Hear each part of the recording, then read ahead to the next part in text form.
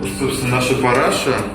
Они говорят, мы не любим политических, мы боимся лишнего слова сказать. Первая камера – это вонючие, тухлые, гнилые матрасы. То самое место, где сейчас сидит Навальный. Там полностью свет не выключается никогда. Мне сказали, да ты расслабься, все по-людски. Надевайте на себя все зимнее, а то сейчас вас будут бить. Главная рекомендация – это поменьше болтать. Нельзя было практически все.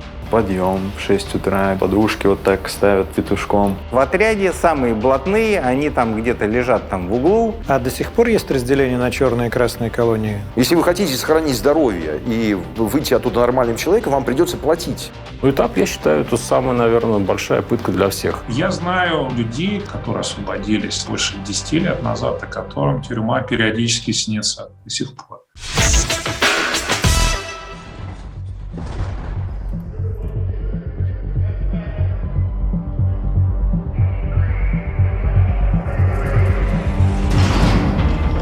Привет, друзья! Мы в одном из съемочных павильонов Мосфильм.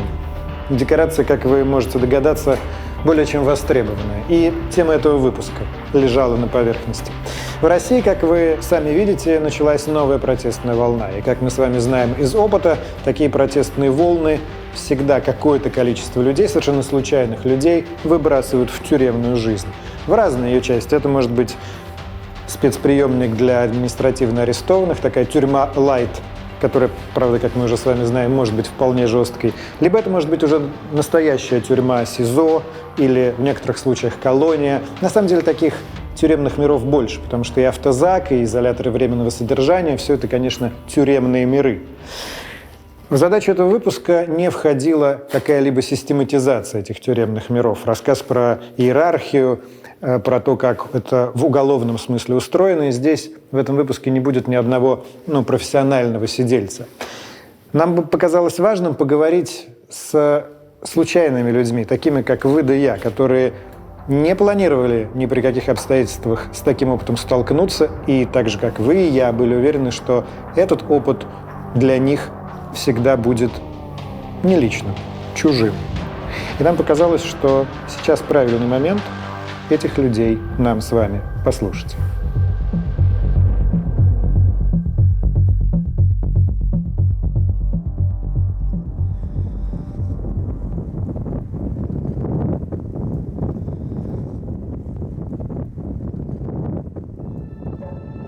Просыпаешься от того, что тебе стучат в металлическую дверь. Слева, справа от вас. Открывают эту штуку. Открывают кормушку, так называемую. Это вот отдельное окошко, куда располагают блюдца, кружки, тарелки. Собственно, наливают кипяток. Это завтрак, обед, ужин, кипяток. В общем, другое время вроде как его особо не дают, хотя, наверное, должны. Очень радует, что можно курить. Я боялся, что нельзя будет курить, но нет, здесь все как-то курят. Отношение к нам хорошее от охранников. Они не полицейские, они, в общем-то, все понимают, все понимают. Надо понимать, для чего спецприемники. Они же не только для нас, они вот как, я называю, чтобы понятно, пьяный за рулем, хулиганка. Там такие сидят. Они говорят, мы не любим политических, мы боимся лишнего слова сказать. Они очень боятся передавать книги, там пролистывают их. Раньше, но строго по инструкции. Вот если это положено, вот положено вам душ каждые 5 дней, вы будете это иметь. Если у вас нет каких-то необходимых там бытовых принадлежностей, они дадут. У них все это есть запас. Вот вчера нам выдали средства. Для чего это средства? Для туалета и для посуды. Но там же шаг, это уже для туалета. Да, это для туалета и для посуды средства. Мыло нам выдают вот такое вот. Вот, собственно, наша параша. У нее вот такая стенка только ограждает. Здесь не было этой штуки, это мы сделали из скотча, который был в посылке, в передачке, и простыни, которые нам дают. Это вот за место простыни у нас такая бумажная штука. Ёршика у нас нету, ни золотого, никакого.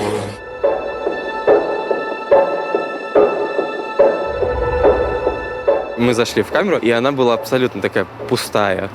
И ужасно жарко там было, просто безумно, потому что там было 9 батарей у стен. Мы разделись догола, потому что это было невозможно, это в Сахаре.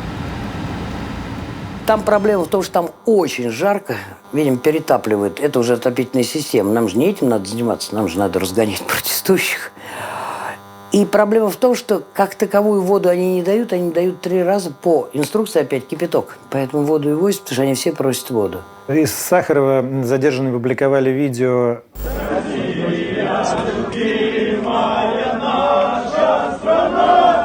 Это фейк или это на самом деле? Ну, похоже, на самом деле. Там много таких. Ну, гимн России, наверное, включают тут администрация. Музыка в спецприемниках, в тюрьмах, в колониях наших администраций – это вот патриотические песни, гимн – это наше все. Американец? Его отправили. Куда его отправили? Верните его. Андрей, любовь моя, ты где? Расстрел отправили. Реально не будет больше. Слушайте, я считаю гимн США за него. В Сахарово сейчас очень много ребят находится, которые первый раз попали в спецприемники, для которых это, как им показалось, это приключение. И они границ немножечко не чувствуют, да, то есть они начинают нарушать реально. А в чем риск? Где начинается реальный риск? Ну вот, например, когда сотрудники захлопывают дверь камеры, они, например, не хотят, чтобы дверь, они ставят ногу. А потом, естественно, они за это получают. Возможно, вы помните, что в начале этого года я пообещал регулярно практиковать свой английский. И для этого совместно со Skyeng запустил специальный марафон «12 месяцев в году, 12 уроков английского вместе со мной». В прошлый раз мы узнали несколько полезных фраз, с которых можно начать непринужденную беседу. Сегодня изучим современные сленговые слова. Погнали! Итак, первое выражение. Pretty sus. Довольно подозрительно. Так можно сказать обо всем, что не внушает доверия. Сэндвич с тунцом, который явно залежался на полке, или сообщение от человека со странной аватаркой. Или, например, «The guy on the phone said my credit card was blocked. Pretty sus». Парень по телефону сказал, что моя кредитка заблокирована. Это довольно подозрительно. Еще одно. The CEO of something, мастер чего-либо, раньше переводилось только как генеральный директор. Новое значение появилось благодаря ТикТоку. Юзеры стали называть так себя и других, если вдруг что-то получилось очень хорошо. This video is so funny, you are the CEO of editing. Это видео очень смешное, ты просто мастер монтажа. Еще больше прикольных выражений можно узнать в Skyeng. Напомню, что заниматься там могут не только взрослые и не только английским. Для детей и подростков есть отдельная платформа Sky Smart, настоящая онлайн-школа, где ваш ребенок может подтянуть математику и английский. В Smart там появится физика, русский и даже уроки по игре в шахматы. Записаться можно уже сейчас. Опытные преподаватели Sky Smart помогут с любыми экзаменами, в том числе с ЕГЭ, ОГЭ и ВПР. И это обойдется дешевле, чем занятия с репетитором, а при первой оплате вы можете дополнительно получить занятия в разговорных клубах или математической лаборатории. При этом уроки проходят в интерактивных форматах. Квесты, видео и даже бизнес-игры. Короче, скучно не будет. Воспользуйтесь промокодом NEWS и получите до 4 уроков в подарок при первой оплате. Ссылка в описании.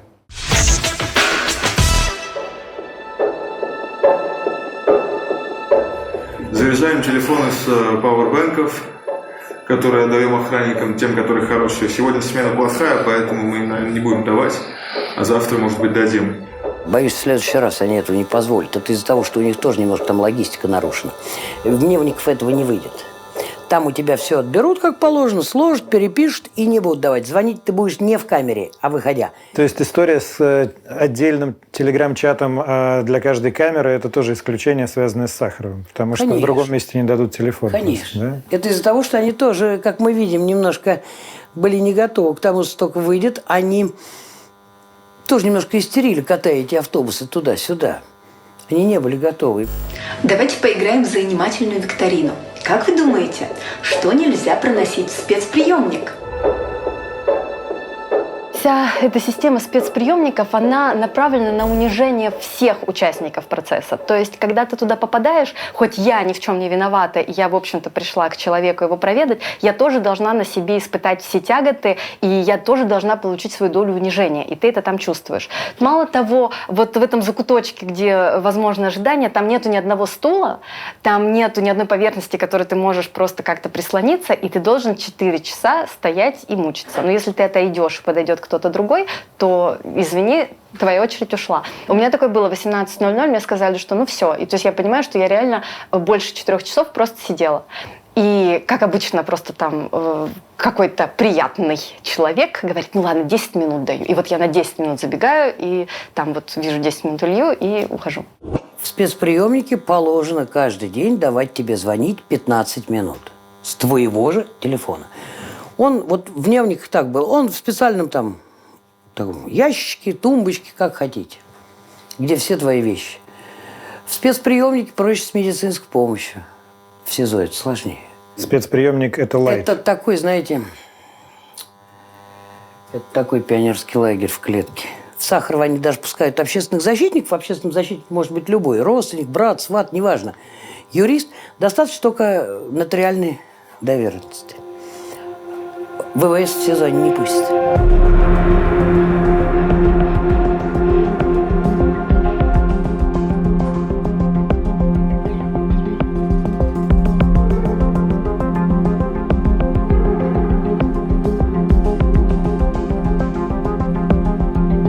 Первая камера – это вонючие, тухлые, гнилые матрасы на Петровке 38.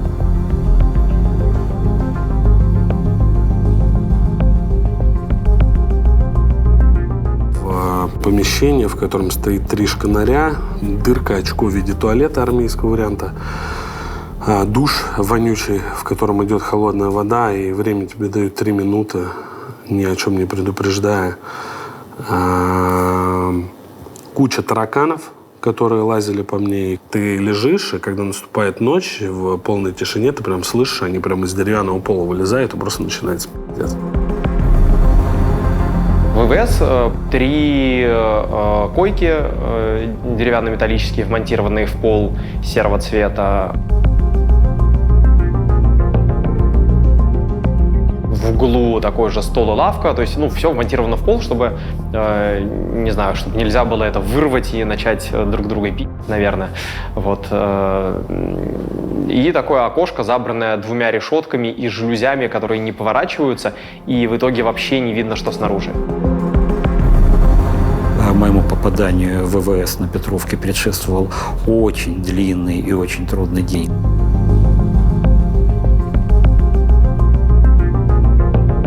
Было несколько допросов в течение всего длинного дня и глубоко уже под вечер, после всех там этих унижений, автозаками, наручниками, досмотром в тюрьме, дактилоскопией, фотографированием. Ну, как бы это очень много, даже для взрослого и начитанного человека, как я. Это все равно слишком много впечатлений. Да? Ты приходишь измотанный, усталый, тебя встречает сосед, в моем случае это был единственный человек, которого я, думаю, безошибочно идентифицировал как наседку, который там пытается сходу тебе рассказать, что все зависит от следователя и нужно сделать то, о чем тебя следователь просит. И вот по последнее мое... Ну, надо сказать, что здесь у меня включилась какая-то ирония и чувство юмора. Я не мог себе, несмотря на усталость, отказать в каком-то удовольствии немножко пообщаться с этим человеком. И после этого я уснул глубоко. Наверное, это был тяжелый сон, наверное, но, тем не менее, я вот просто лег и уснул. Конечно, я переживал, что это какой-то новый мир, да, и сначала не в СИЗО, сначала в ИВС привезли, изолятор временного содержания. Я думаю, надо было прочитать, как правильно заходить в хату. Вот. Я поэтому немного нервничал, да, вот я сейчас там зайду, а начнут, как во всех этих историях, там, не знаю, спичечный коробок под ноги кидать или там говорить, есть 2 стула. Но ничего такого на самом деле не было. Я, исходя из своего опыта, скажем так, там, жизненного, коммуникативного, самого разного, понял, что лучше всего, прям честно сказать, ребята, я тут первый раз, не знаю, как себя вести, расскажите, что делать. А мне сказали, да ты расслабься, все по-людски. Какие первые ощущения у человека, за которым захлопывается дверь камеры, самой первой камеры? Страх от неизвестности. Он у всех. У всех, так скажем, первоходов.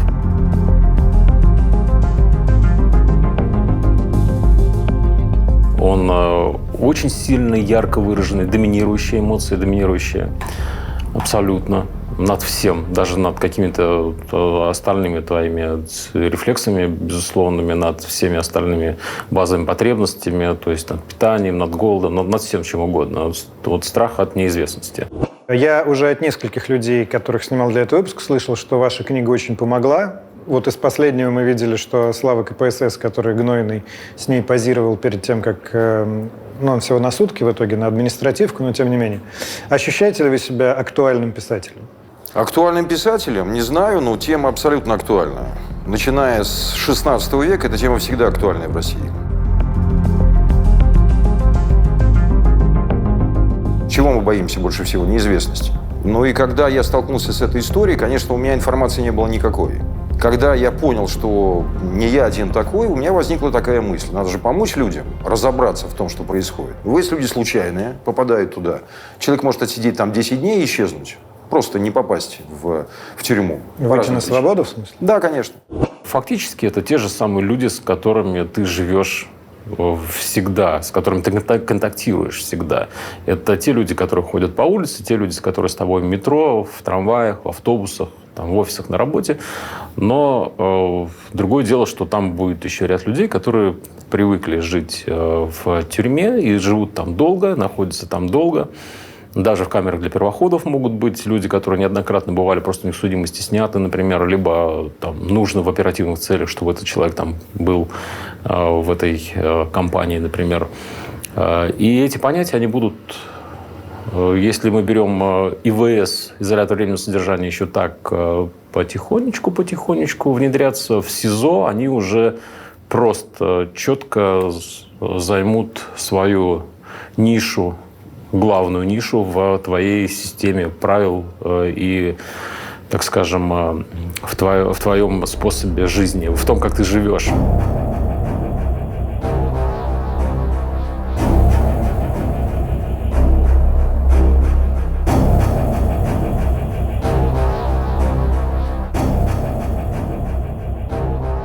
Потом меня привезли на Матросскую тишину. Там меня сначала поселили в камеру с каким-то наркоманом. Его тоже только арестовали, и ты проходишь там карантин. Ко мне пришел сотрудник СИЗО, предложил мне мягко признаться в содеянном мною преступлении. Сказал, что если я признаюсь в преступлении, то у меня, скорее всего, будет 2 года условно. Сказал, что все не просто так. Сказал, что полубоги, которые дали указание тобой заниматься, все равно победят, и у системы больше патронов, чем у тебя. И я говорю, ну и что вы со мной сделаете? Ну, убьете максимум. А что вы еще сделаете? И меня поселили в туберкулезно-спидозный корпус, там, где болеют только все туберкулезом и спидом. В камеру, где было 10 коек и 19 человек. И я был 20-м. Вот когда открываются двери, обычно вы попадаете в общую камеру. Ну, по-разному бывает. Кто-то может попасть на спец, кто-то может попасть в общую камеру. Когда вы попадаете туда, вот эти лица, которые вас встречают, а вас встречают лица какие-то. Вот первый шок, который вызывает, это вот эти лица.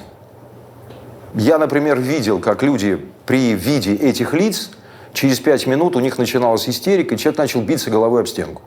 Ну, типа, я говорю, здорово, пацаны. Они говорят, здорово, что за статья? Я говорю, 159. Они говорят, ну, понятно, видели по телевизору. Я говорю, что спрашиваешь, а что держишь? Я говорю, да просто интересуюсь. Он говорит, ну, понятно.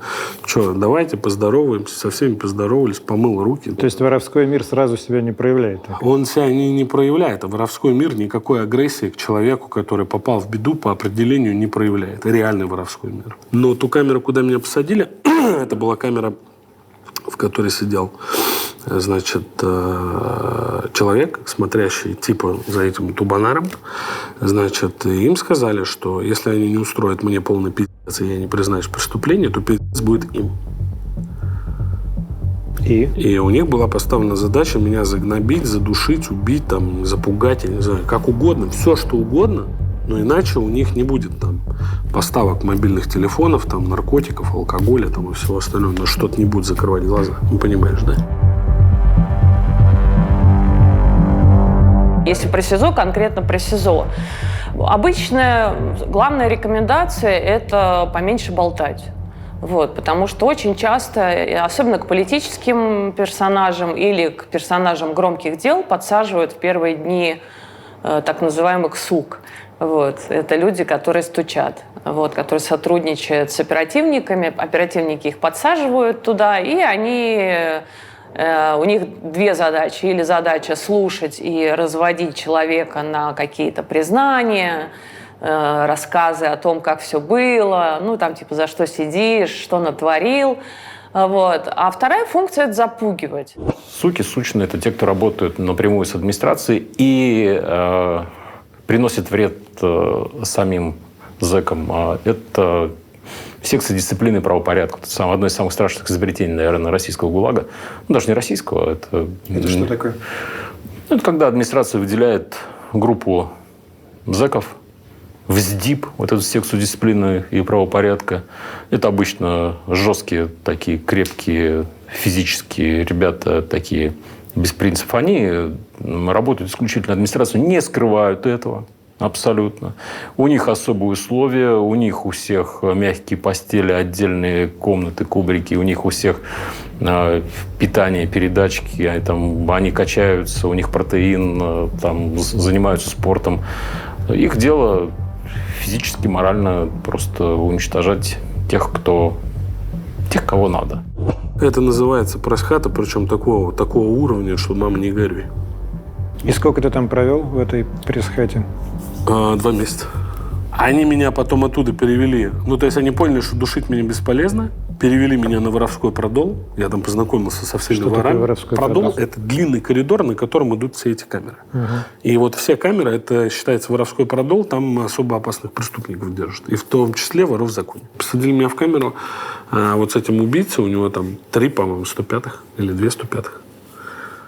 То ли двойной. Несмотря на то, что тебя, в принципе, не могли сажать. Абсолютно. И он еще такой. Вот я час сидел, он на меня смотрел, я на него. Я ел. Мне просто очень сильно повезло то, что на самом деле меня изначально в нарушение всех инструкций поместили в камеру к людям, которые неоднократно отбывали наказание. В принципе, это запрещено. Я так понимаю, что таким образом пытались оказать некое давление, и со мной на этот предмет общались в том числе сотрудники правоохранительных органов, но просто удалось с этими людьми найти общий язык. Да, они, в общем-то, достаточно неплохо мне рассказали по поводу того, какие здесь правила и как себя вести для того, чтобы, в общем, не иметь проблем. Нужно со всеми выстроить отношения, с каждым говорить, кто с тобой хочет говорить. Нет, говорить надо со всеми. Другой вопрос, как говорить. И что ты будешь делать? Руку пожимать нельзя, например. Первому, кто тебе пожимает руку, его пожимать нельзя категорически. Нельзя брать предмет, если ты не знаешь, кто тебе дает этот предмет. Этого делать категорически нельзя. Нельзя садиться куда-то. Нельзя плевать на стол. Нельзя, там, грубо говоря, ногами залезть на дубок. Вот в кино у нас иногда показывают какие-то вещи. «Джентльмены удачи», да? Вот он идет по дубку, по столу ногами. Ой, кого я вижу? Это вообще категорически нельзя делать. Они приняли решение, что меня нужно брать длительной ситуации. Ну, что так я не ломаюсь, угрозы я не ведусь, это не работает, то не работает. И они меня поселили в тюрьму, которая называется 991. Это Кремлевский Централ. 991 – это Кремлевский Централ. То самое место, где сейчас сидит Навальный. Я читал, что это чуть ли не лучшее СИЗО России, что оно чуть ли не соответствует европейским стандартам, и что там все исключительно по уставу и по протоколу. Это действительно так? Это достаточно приличная в бытовом отношении тюрьма. Что мы понимаем под достаточно приличное в бытовом отношении? То есть, например, туалет – это отдельное помещение? Нет, это не отдельное помещение, это огороженное, как правило, с 3 сторон такими стенками, иногда до потолка, иногда чуть ниже потолка. Ну, вот некое выгороженное пространство. В душ тебя выводят по расписанию, там, раз в неделю. И это, в общем, тоже как бы для современного какого-то стандарта жизни, понятно, эта ситуация тяжелая. Там всего может сидеть 100 человек. То есть, если в обычном СИЗО 3000, то там 100. Все политические. Если это мошенник, то это Мавроди. Там. Если это политика, то это Ходорковский. Там. Кстати, Ходорковский, не знаю, будет смотреть это видео, не будет. Его зубной кабинет, который он там сделал, до сих пор спасает людям зубы. Ходорковский молодец. Он То есть его там хорошим словом упоминают? Ходорковского вспоминают там даже те сидельцы, которые там сейчас. Потому что оборудование, которое он тогда закупил и поставил, потому что там не было зубного кабинета, до сих пор лечит, спасает людей, которые сейчас там сидят. И, кстати, в его 601 камере, если он сейчас смотрит, кондиционер с синей наклейкой до сих пор стоит, но он не работает. А вообще в камерах есть кондиционеры? Нет. Да исключено, ты что? То есть летом там духота, а зимой? В камере 310 на 3-м этаже летом, вот с Малоборским, кстати, мы в это время были, было порядка 54 градусов. Ты выходишь на прогулочный дворик, постоянно руки за спину. Вот Навальный говорил, что руки за спину. Он еще просто не знает, что будет дальше. Там никогда не будет, что там сотрудники будут действовать не по уставу, что-то там как-то... Они всего боятся, запуганные, зашуганные. Тормоза, то есть двери в камеру открывают минимум втроем с видеокамерами, с видеорегистратором. Все контролируется, каждое слово. Приходят УНКшники, все фиксируется, все контролируется. Вообще все. Там исключены какие-то нарушения режима и какие-то вольности в смысле там, передач, выходящих за пределы достаточно куцого закрытого списка. Там исключены какие-то контакты с внешним миром. И в этом смысле многие из людей, которым пришлось, в отличие от меня, провести там очень много времени. Есть люди, которые там находятся годами. Разумеется, это очень серьезное психологическое воздействие. И многие предпочитают поменять этот относительно бытовой комфорт на чуть-чуть большую свободу, чуть-чуть большую вольность. Много приходится слышать, что за деньги в СИЗО, если ты не публичный человек, это не какое-то громкое дело, то можно, в общем, сильно улучшить себе жизнь, у тебя будет телефон, у тебя будет там какое-то другое питание. Это правда? Понятно, что с этим активно борются, но мы каждый год или как бы через год, я просто пытаюсь вспомнить последние громкие об этом событии. Мы, наверное, об этом слышали в 2019 году последний раз, когда в Матросской тишине были открыты такие вот VIP-камеры. Да, это, в общем-то, это действительно так. Тюрьма штука дорогая. Если вы хотите сохранить здоровье и выйти оттуда нормальным человеком, вам придется платить все время, на каждом этапе. И здесь вопрос не то, что зэки вымогает вся система. Вот что бы там ни говорили, понимаете? Но я могу совершенно точно сказать, что, например, я могу с женщиной встретиться там. В интимном смысле. Ведь мы же не знаем, что происходит в суде. Вот вас привозят на суд, и вас держат там 6-8 часов. Вас же где-то держат. Вам не интересно встретиться со своей женой, например? Я не говорю там про маму. В таких случаях с мамой лучше не встречаться, конечно. Но с женой интересно встретиться, а вы 2 года сидите. И это можно купить. А есть тариф? Нет, но вот тариф... Есть понимание цены. И есть конкретный человек. Если он вам поверил, вы можете с ним договориться. Нет такого, прайс висит, там, значит, встреча с женщиной $100, значит, гамбургер 44 рубля там, и так далее. Этого ничего нет. Но если ты встречаешься с человеком, если ты можешь договориться с ним, это тоже умение общаться. Потому что если он посмотрит на тебя и скажет, что-то какой-то он, да пошел он в задницу. Я с ним вообще, извините за...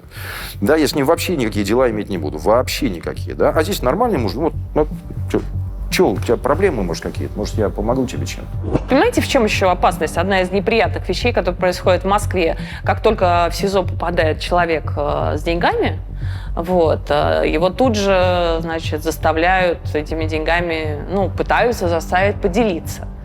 да, то есть, собственно, как это делается, на него там давят, говорят, хочешь сидеть ровно, ну, это вот сленг такой, то есть, типа, сидеть хочешь нормально, без проблем, тогда вот давай, не знаю, значит, отправь, не знаю, там, 100 тысяч рублей или там больше, 150 тысяч рублей вот на такой-то, значит, карточку Сбера, привязанную к такому-то телефонному номеру.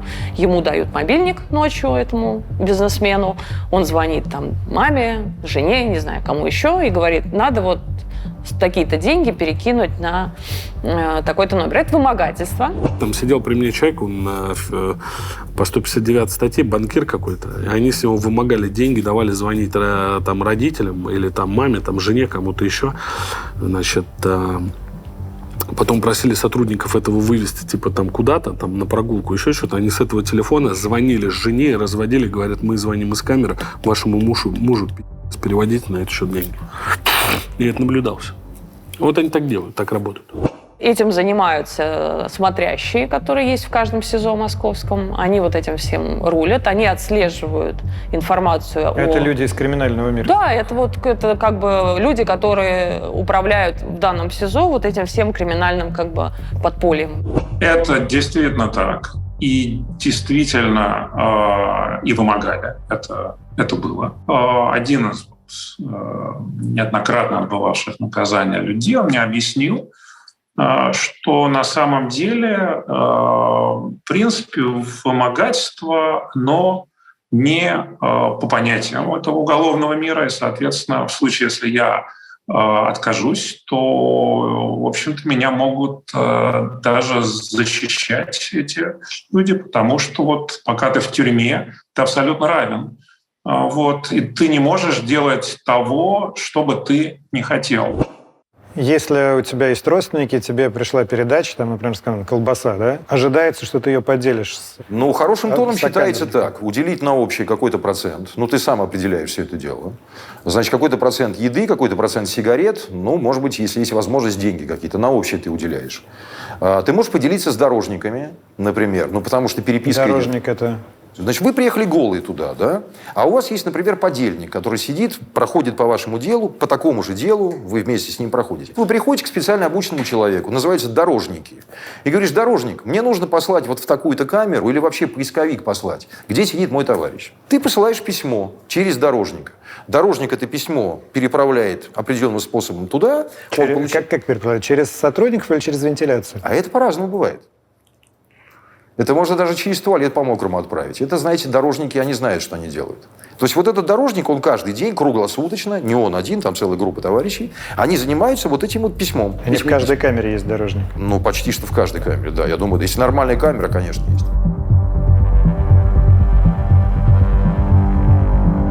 Меня потом перевели в народное СИЗО. Это гораздо худшие бытовые условия сразу априорно.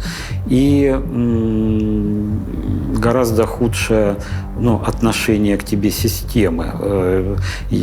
Камера на 8 человек, в которой я оказался, в ней тогда было 12. То есть вы спали по очереди? В общем, да.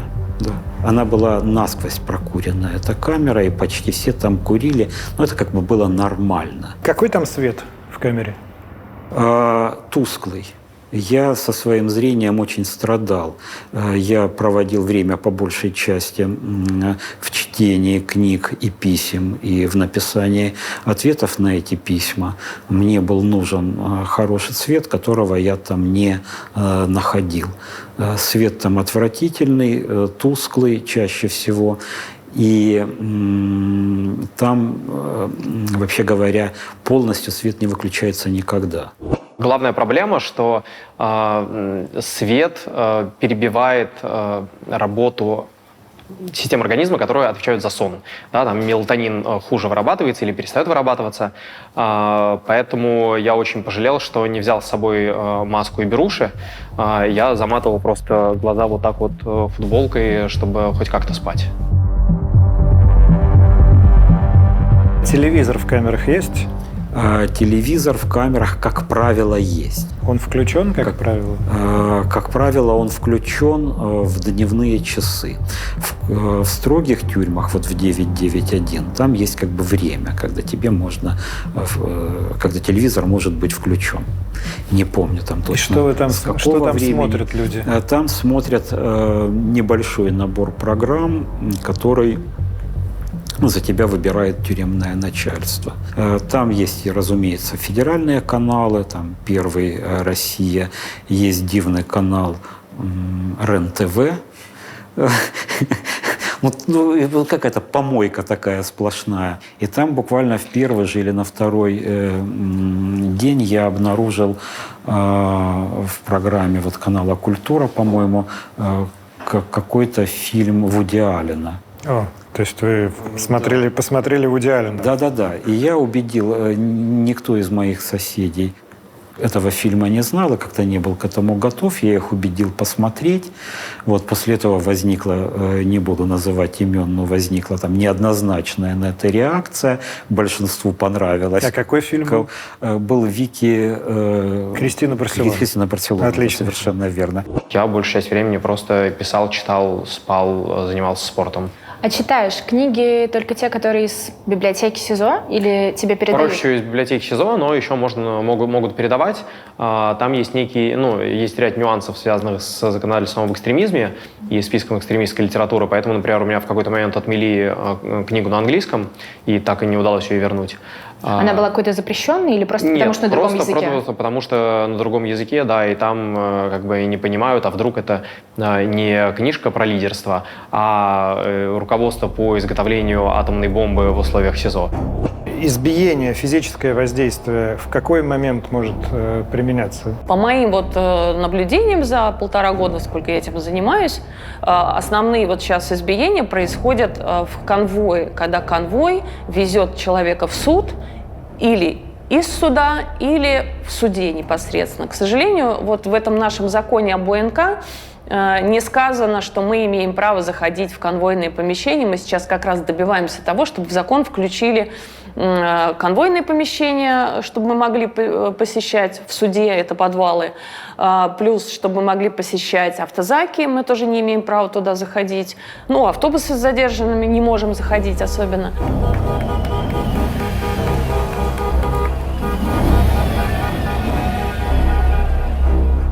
Как выглядит автозак внутри? Вот настоящий такой, не тот, что на митингах, а вот такой для заключенных. Эти, условно говоря, газельки, в которых возят хлеб, тут очень похоже. Все по-солженицынски же, ничего мало что изменилось. Просто внутри так называемые стаканы, в которые очень сложно поместиться человеку выше 175, наверное, уже прям очень крайне туда сложно поместиться, а тучным людям совсем тяжело.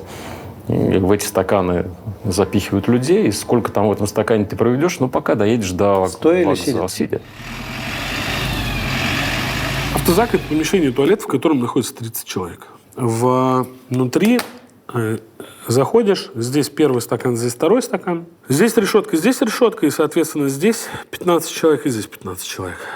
Они сидят друг к другу. Короче, вот если мы с тобой 2 стула поставим близко, то моя правая коленка будет у тебя между ног и будет касаться твоих яиц. Понял?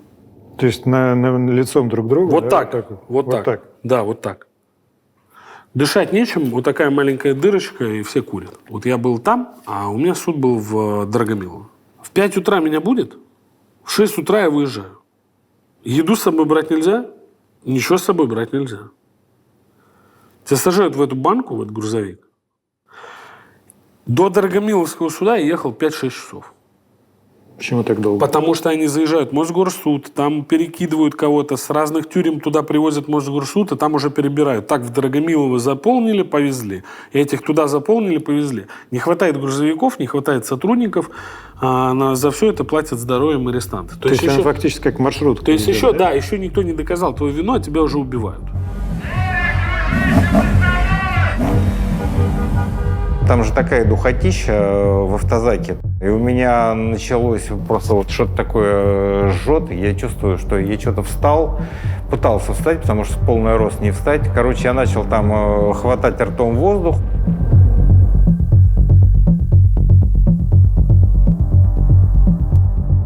народ как бы увидел, что я как-то себя неадекватно веду.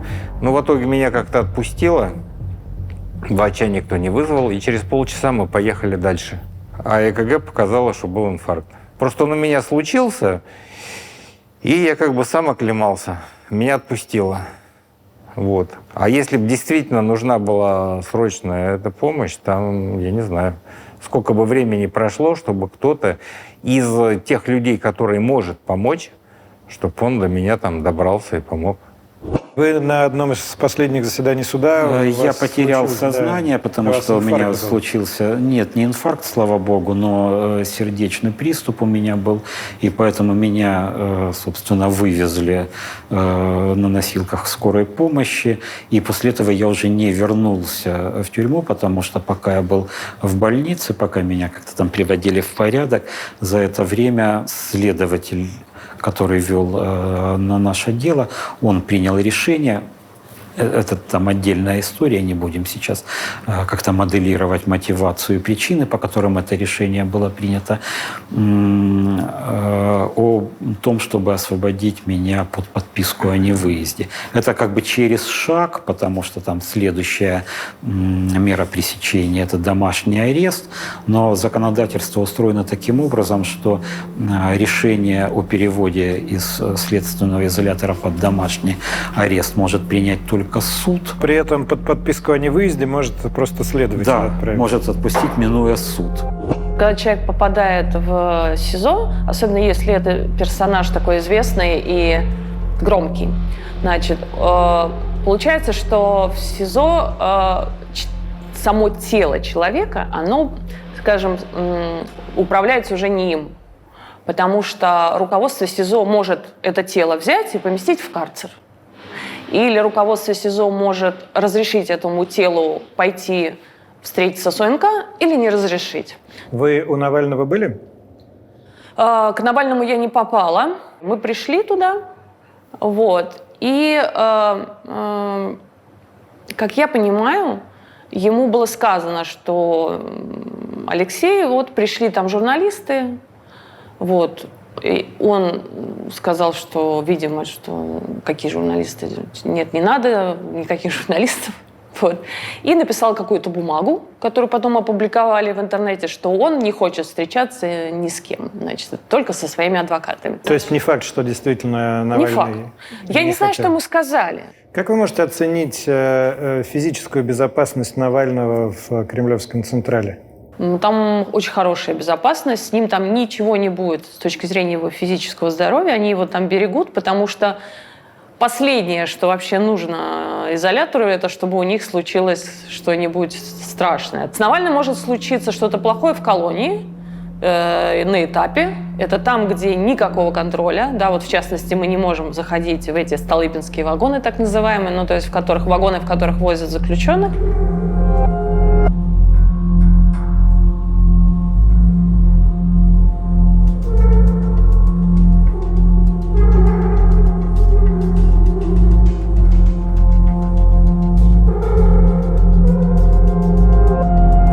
Этап, я считаю, это самая, наверное, большая пытка за время нахождения в местах лишения свободы для всех. Наверное, для родственников больше всего, потому что в этот момент ты человека теряешь своего, который у тебя там сидит, и ты его, ни о чем, никакой информации о нем получить не можешь. На каждом вокзале практически есть такие закутки, которые мы не замечаем, они всегда есть, где стоит этот вагон, Столыпинский. И в этот Столыпинский вагон там загружают, обычно все это делается к вечеру. Все эти перемещения стараются делать вечером или ночью, чтобы не смущать людей видом заключенных. Самое сложное, наверное, для людей, для всех, это то, что питания горячего нет, это раз. Во-вторых, туалет только 3 раза в сутки выводят. А поскольку человек в купе? Если мы берем купе, такое, как в обычных поездах, оно примерно так и выглядит, да. Естественно, там нет ничего из мягкого, это просто доски, 3 полки на каждую сторону, и либо полукупе, где просто 3 полки. И в итоге получается 3 с одной стороны, 3 с другой. Вместимость стандартная до 12 человек. Лечь никто не может, фактически. По очереди. Люди очень быстро учатся давать возможность отдохнуть друг другу по очереди. Кто-то стоит, кто-то полежал часок. И это может, соответственно, сколько поезд идет, несколько суток, да, продолжаться? Он может идти, да, несколько суток, останавливается где-то в каких-то транзитных тюрьмах. Ну, тут эти пути же неисповедимы. Ну, из тех вот, кого я видел своими глазами, ребята, например, из Южно-Сахалинска в Тагил, вот до Екатеринбурга ехал человек на 35 дней. 35 дней? 35 дней, да. Но у нас был очень быстрый этап. Буквально часа 4, потому что можно адаптироваться там месяц, но мы в Рязани очень быстро доехали. И с нами поехал из колонии мужик. Он возвращался из больнички, и он стал нас, короче, над нами угорать. И он, типа, говорит, надевайте на себя все зимнее, а то сейчас вас будут бить. И, типа, и рассказывает, как там будут нас встречать. Но это какая-то тоже такой стереотип, что ты приезжаешь, тебя сразу через кордон в СИН пропускают и бьют дубинками. И, в общем, так он нас, короче, угорал над нами, рассказывал, как плохо в колонии. Но мы приехали, ничего такого, все в порядке.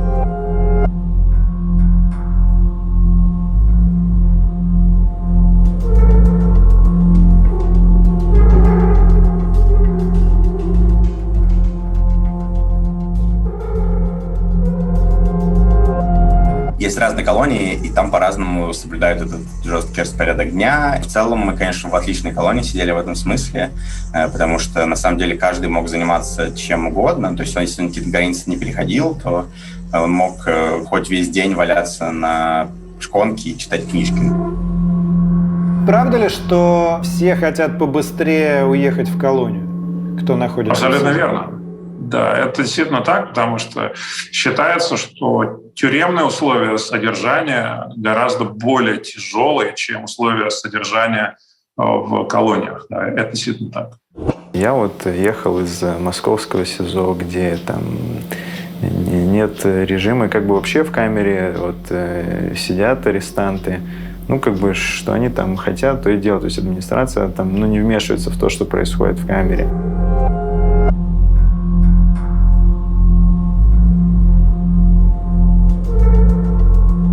Здесь вот я впервые столкнулся с этим режимом. То есть подъем в 6 утра обязательный, к кровати там заправляют по там определенному образцу, вот подушки вот так ставят, это называется петушком.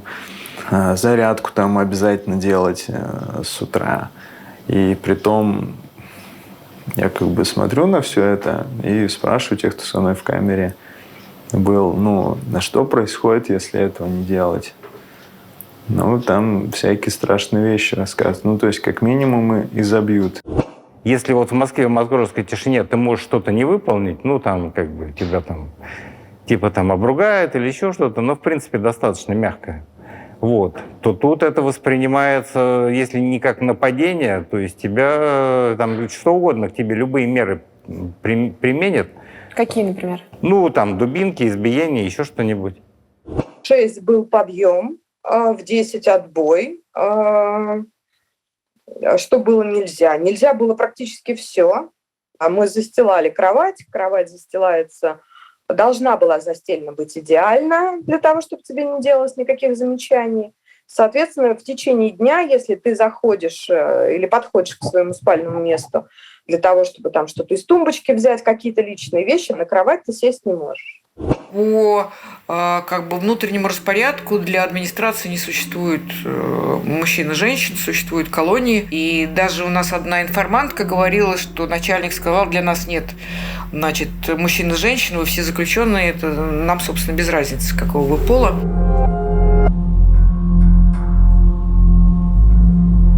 Вы были в колонии для бывших сотрудников правоохранительных органов. Она чем отличается от обычной? Да практически ничем. Это же распространенное заблуждение, что в колониях в этих сидят следователи, судьи, опера. На самом деле таких людей там очень мало, там меньше 20%. Все остальное – это обычные мужики, просто которые служили в пограничных войсках, например, или во внутренних войсках МВД. Все, они считаются бывшими сотрудниками. Налоговые инспекторы, помощники судей. Ну, люди, которые к правоохранительной работе вообще никакого отношения не имели, они, собственно, уголовное дело в руках не держали. Я уж не говорю про дела оперативного учета. Но с точки зрения криминального мира они сотрудники, и они не могут быть помещены в общую колонию. С точки зрения не криминального мира, с точки зрения ФСИН, они бывшие сотрудники, там такие трагедии происходят. Вы что, Алексей? Там парень отслужил 1,5 года, там, 2 года, например, когда-то лет 15-20 назад в погранвойсках, и жил себе спокойно блатной жизнью, воровал, был честным вором. Даже бывало, что, может, у него там 2-3 ходки уже было за спиной в общей массе, а тут его раз проанкетировали поподробнее. Говорит, где служил? А там-то там. А, извини меня, погранвойска, это ФСБ. И иди давай к БСникам. Он говорит, куда? К БСникам? Я к ментам не пойду. Я, вы что? Я же честный вор. Куда? Иди, все. И он заходит в камеру, и ломиться уже нельзя, потому что ломовым станет. И оставаться в хате с БСниками. Ломиться это что значит? Ну, обратно в дверь ломиться и требовать его выпустить. Это тоже большой зашквар. Нельзя этого делать. Нельзя? Да. Это уже потом к людям очень сложно будет войти обратно.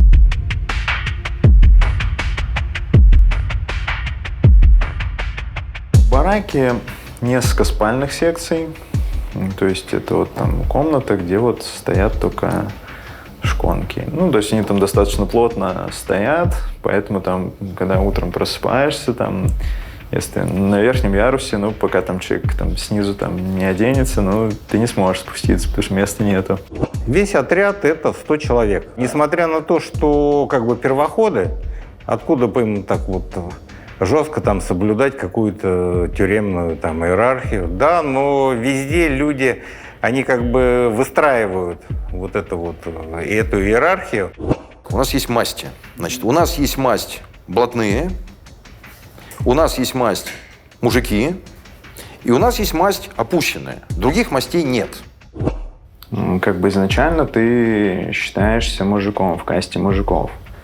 Вот. Но если потом выясняются какие-то моменты, которые там недопустимы для мужика, или которые тебя уже сразу относят к другой касте, то тебя сразу ты в другой касте оказываешься. Вообще человек, если он мужик и выше, а не опущенный, он вообще не может прикасаться ни к швабре, ни к тряпке, ни к венику, ни к чему.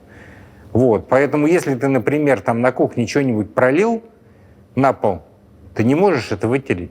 Это по УИКу должны делать все осужденные. Но нигде такого нет. Чтобы осужденные там мыли по очереди и жилую зону, и особенно туалеты. Все для этого существует опущенное. То есть, если тебя определили, вот определяют, ну, как правило, обиженных, да, вот ты попал в состояние обиженных, даже если ты не гомосексуалист. Ну, просто ляпнул чего. Ну, вот это известная история, что если ты в камере говоришь, что оральный секс по отношению к девушке, то ты сразу попадаешь... В пилоточники. Этого ни в коем случае нельзя говорить. Категорически. Вот прям категорически. Там могут довести по-другому, понимаете? Там тебя могут спросить, ну, там девушка тебя же любит, наверное, да? Ну да. А она тебе оральные ласки оказывает? Ты говоришь, ну да, оказывает. Но ты с ней целовался после этого? Потому что, понимаете, вас подводят сразу. Если ты с ней целовался, значит, ты кто? Самосос. И ты приехал. Существуют, конечно, иерархии, которые мы тоже изучали, да, то есть есть, как и в мужских колониях, женских, те, кто греется, то есть те, кого навещают, и, конечно, следует сказать, что если в мужских колониях около пропускного пункта всегда можно заметить прямо очереди из мам, там, жен, то в женских колониях никаких очередей нет, навещают их крайне редко.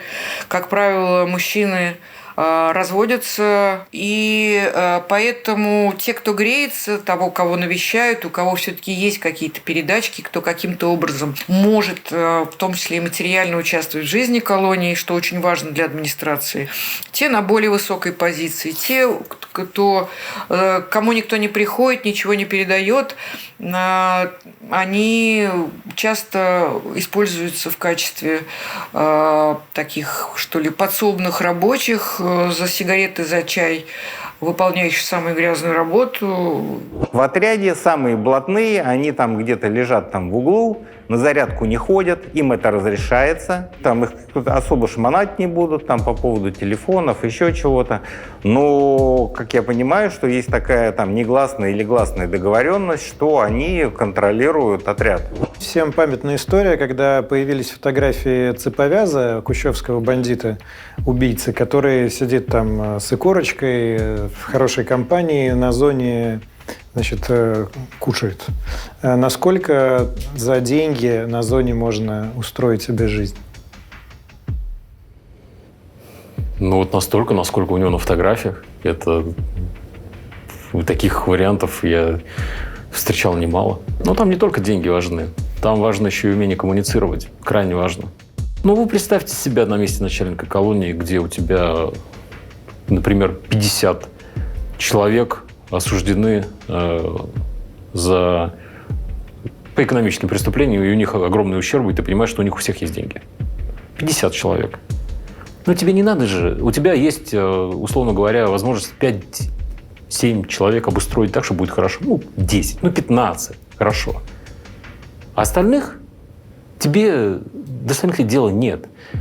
Тебе вот из этих 50 нужно выбрать 15, которые тебе заплатят, и которые не будут нигде жаловаться, нигде не проговорятся родным в телефонных разговорах, нигде не напишут, нигде не снимут на телефон, как они...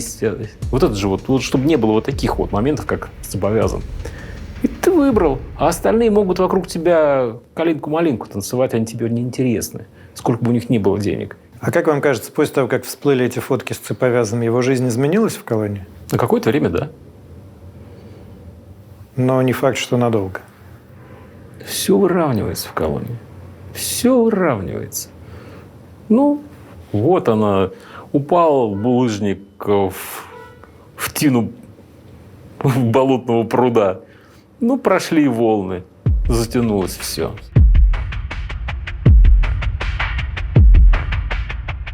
А до сих пор есть разделение на черные и красные колонии? Конечно, конечно. То есть черные – это там правят блатные, а в красных – администрация?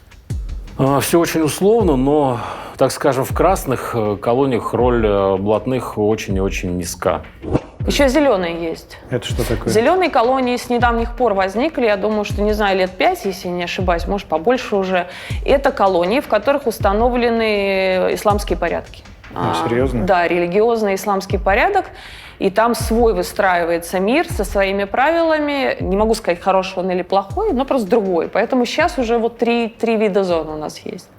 Когда вы попадаете в колонию обычные, красные, с вами, естественно, проводятся беседы, что вы должны соблюдать порядок, соблюдать режим и все такое. Вот. В колонии черные сразу приносят мобильный телефон, там, пожалуйста, звони куда угодно. В одном случае основные бенефициары – это, значит, вот, лица, отбывающие наказание, а в другом – это офицеры. Помните Ярославский конфликт 2018 года? Да, если бы Женя Макаров, он, например, был бы в черной зоне, то вот такого вот в принципе, наверное,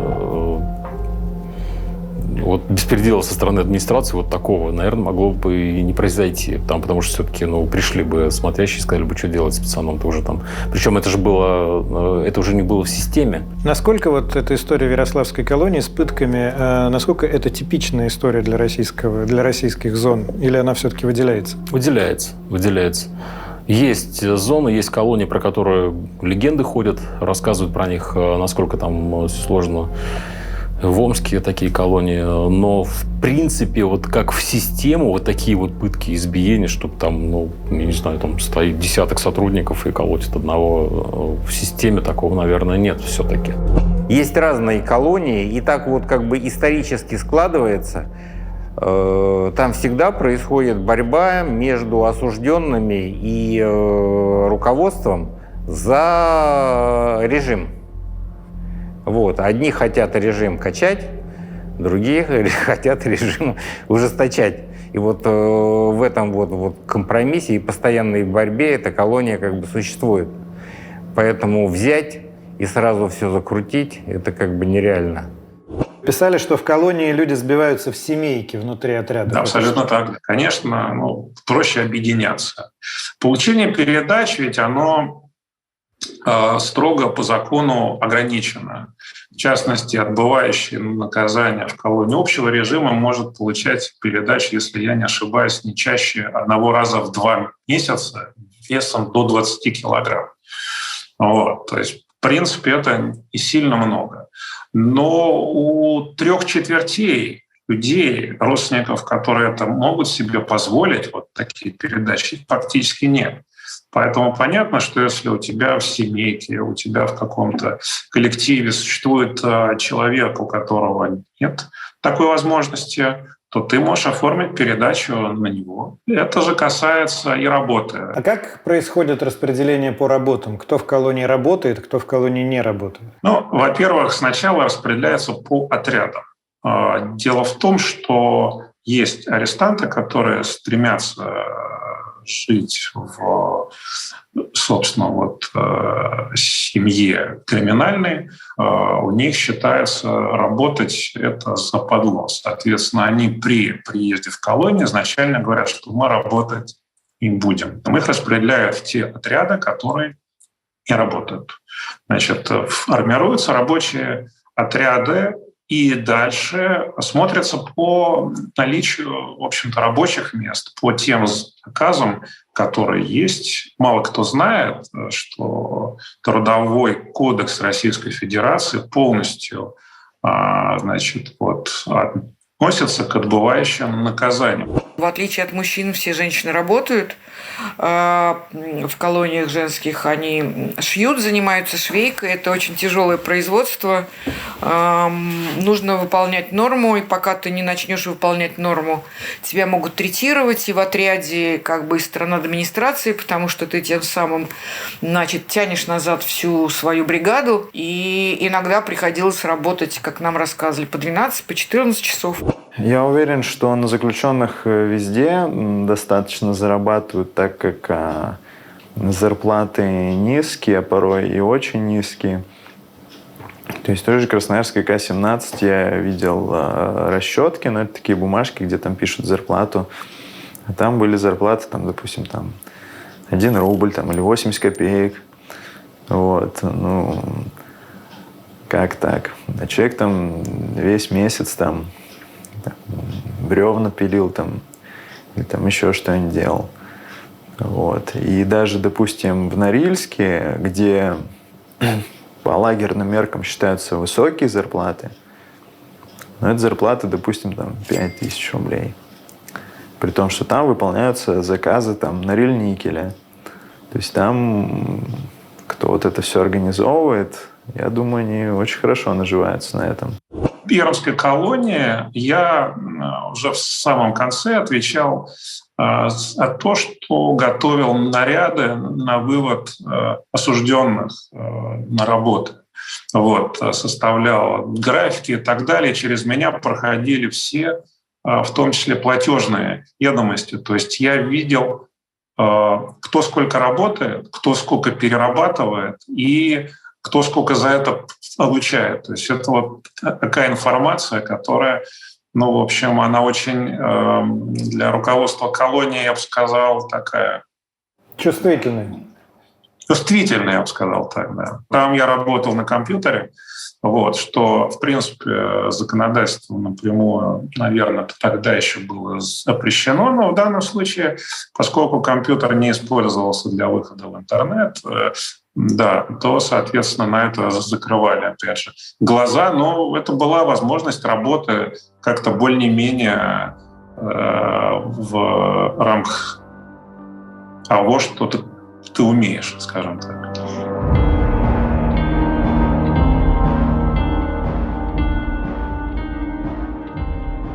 Насколько я понимаю, у нас еще огромная проблема, что после тюрьмы нету никакой службы пробации, как это есть на Западе, и человек фактически ему вообще некуда пойти. Да. То есть и именно поэтому многие возвращаются потом в колонию. Практически не уходят многие. Если берем какие-то далекие города, человека взяли, выпустили. Условно говоря, Тагил. А ехать ему в Краснодар. Ему дали 3000 рублей. Он вышел. Его никто не встречает. У него там 3247 рублей в кармане. Он идет на вокзал, спрашивает, сколько стоит билет. Ему говорят 5000 с копейками. Он начинает там пытаться как-то связаться. А как связаться с родственниками? Там из тюрьмы он мог хотя бы там с телефона в бараке позвонить. Здесь он никак не может связаться. А из родственников там у него мама только старенькая, например, или вообще никого нет, например. Такое тоже бывает. Вообще никого нет. Он идет, покупает себе черного и вкатывает баян. Потом деньги у него заканчиваются, он идет, а что делать? Кого-нибудь прирезал или что-нибудь украл. И возвращается туда же.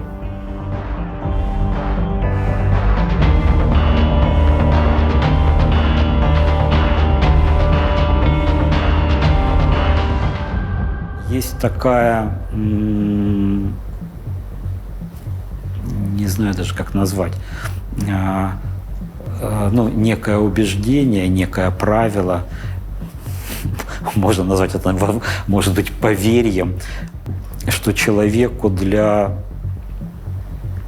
того, чтобы как-то вернуться к нормальному, адекватному внутреннему состоянию и к прежнему уровню своих отношений с внешним миром, нужно после тюрьмы провести столько же времени, сколько он провел в тюрьме. То есть, вот если в вашем случае это заняло 11 месяцев. Ну, вы знаете, подозреваю, что да.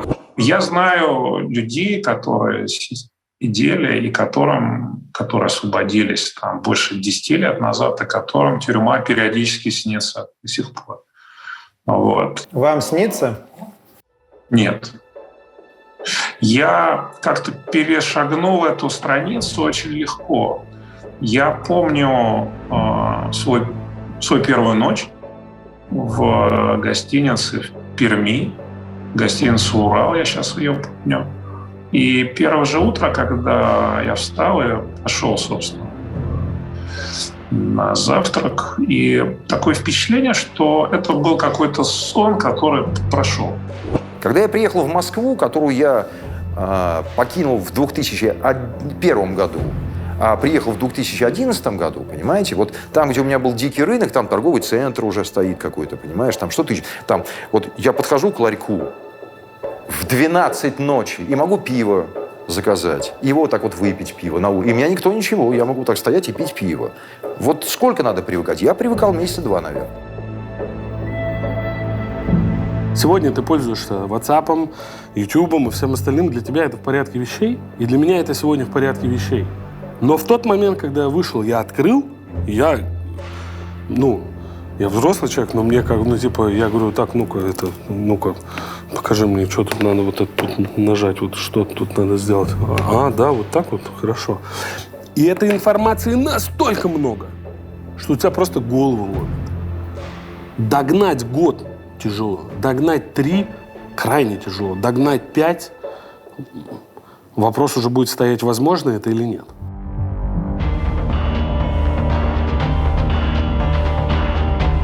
Ну вот, друзья, как обычно, все выводы у нас на канале вы делаете сами. Я что хочу в заключении сказать. Конечно, к любому опыту, в том числе тюремному, можно относиться как к важному дару судьбы, как к уроку, преодолению. Мы знаем, что Солженицын благодарил тюрьму за то, что она была в его жизни. Но лично мне кажется, что есть такой тип опыта, который, в общем, ни для чего не нужен. Ну, то есть, как не нужен? Вот, например, фронтовой опыт, опыт участия в боевых действиях. Понятно, что он тебе поможет выжить на линии фронта.